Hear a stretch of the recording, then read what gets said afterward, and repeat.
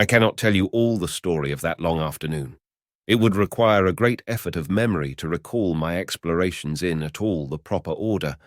I remember a long gallery of rusting stands of arms, and how I hesitated between my crowbar and a hatchet or a sword. I could not carry both, however, and my bar of iron promised best against the bronze gates. There were numbers of guns, pistols, and rifles. The most were masses of rust, but many were of some new metal and still fairly sound. But any cartridges or powder there may once have been had rotted into dust. One corner I saw was charred and shattered, perhaps, I thought, by an explosion among the specimens.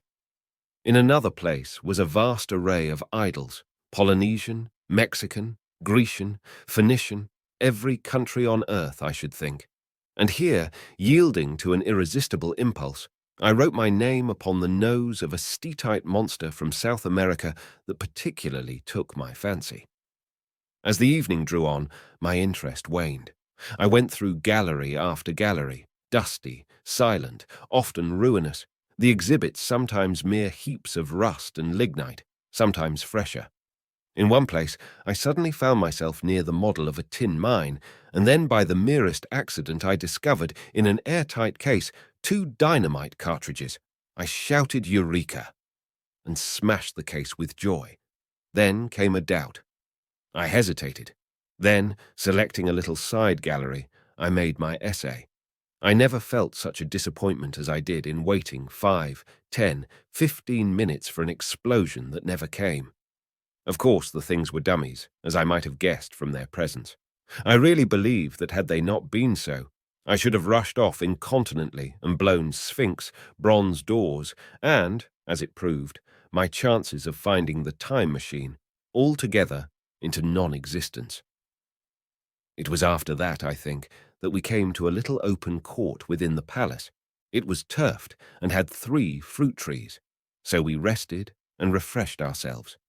Towards sunset, I began to consider our position.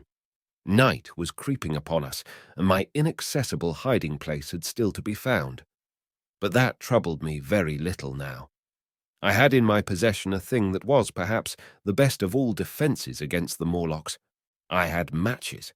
I had the camphor in my pocket, too, if a blaze were needed. It seemed to me that the best thing we could do would be to pass the night in the open, protected by a fire. In the morning, there was the getting of the time machine. Towards that, as yet, I had only my iron mace. But now, with my growing knowledge, I felt very differently towards those bronze doors. Up to this, I had refrained from forcing them, largely because of the mystery on the other side. They had never impressed me as being very strong, and I hoped to find my bar of iron not altogether inadequate for the work.